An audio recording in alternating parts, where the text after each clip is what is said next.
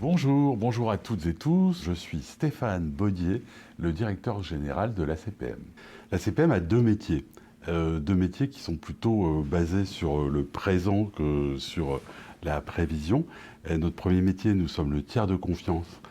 Nous sommes les contrôleurs de la fréquentation, de la diffusion des médias et tout particulièrement des médias digitaux, dont la presse.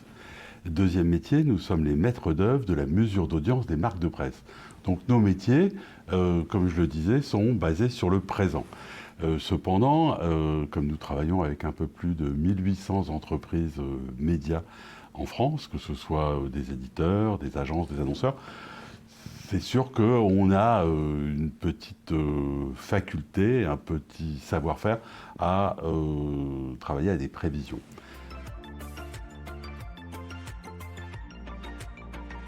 L'un des médias qui, à mon sens, va le plus se transformer d'ici 2030, c'est tout ce qui a trait à l'audio, au son.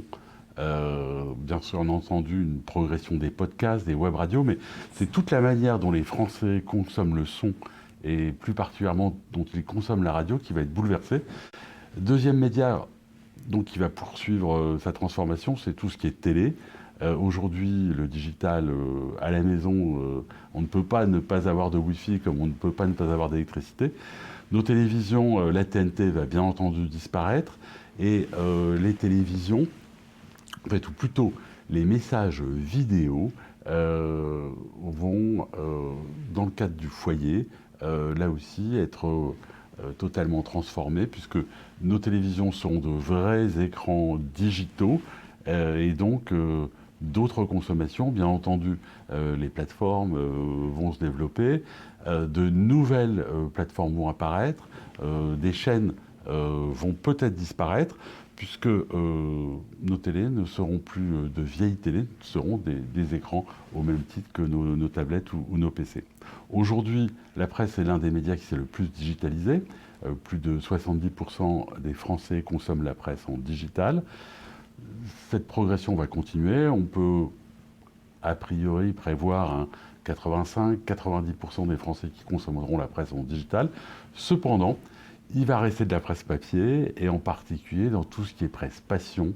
Et puis, dernier média qui va peut-être, mais là, ça dépend pas ni de nous, ni de moi, continuer à résister à la digitalisation, c'est l'affichage. Du fait des contraintes écologiques, des contraintes législatives, il y a un grand mouvement mondial pour passer de l'affichage papier à l'affichage digital. Cependant, on l'a vu à travers les dernières élections, on l'a vu à travers tous les projets de défense de l'environnement, il y a des blocages à la digitalisation de l'affichage, donc peut-être que en 2030, il y aura encore de l'affichage papier.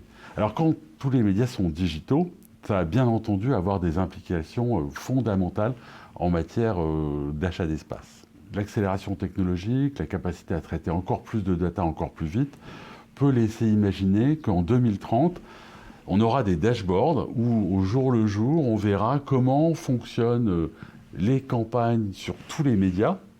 Et je parle bien de tous les médias, parce que comme tous les médias seront digitaux, on aura des voies de retour sur tous les médias. Comment fonctionnent les créations, qu'est-ce qui marche, qu'est-ce qui crée du branding, qu'est-ce qui crée de la performance. Et l'annonceur, son agence, arbitreront en temps réel. Donc, trois évolutions, un monde pratiquement tout digital, un achat d'espace bouleversé où programmatique et modélisation permettront d'arbitrer au jour le jour dans les différents leviers marketing, et puis une prime à la qualité. Et donc quand je pense à la qualité, je pense bien entendu à la presse, aux radios généralistes et à certaines chaînes de télévision.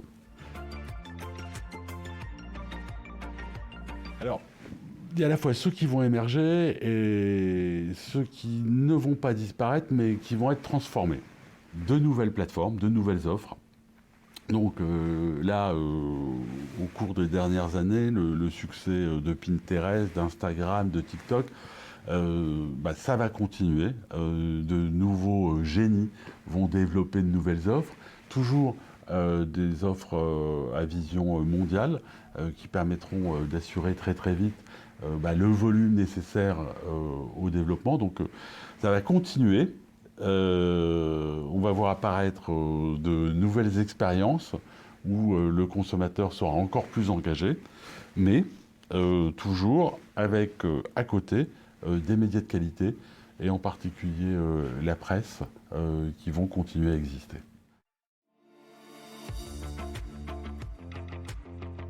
Il y a actuellement un engouement pour les réseaux sociaux, un engouement pour le search.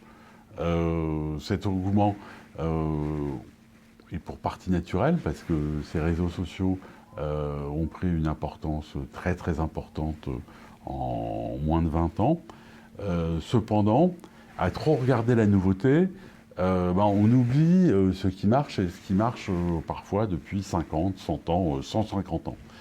Le Covid, cette période très compliquée, a sinon révélé, au moins mis en lumière tout le pouvoir d'une presse, et en particulier de la presse de proximité. En fait, le pouvoir de l'écrit, le pouvoir de la lecture, le pouvoir de la bonne information est toujours là et toujours aussi présent. Donc, regardons autour de nous et ne nous focalisons pas uniquement sur une nouvelle plateforme, un nouveau podcast, une nouvelle forme qui viendrait, comme souvent, d'outre-Atlantique ou de Corée du Sud ou du Japon. Il y a plein de choses formidables chez nous, avec de très grands journalistes qui donnent du plaisir aux Français.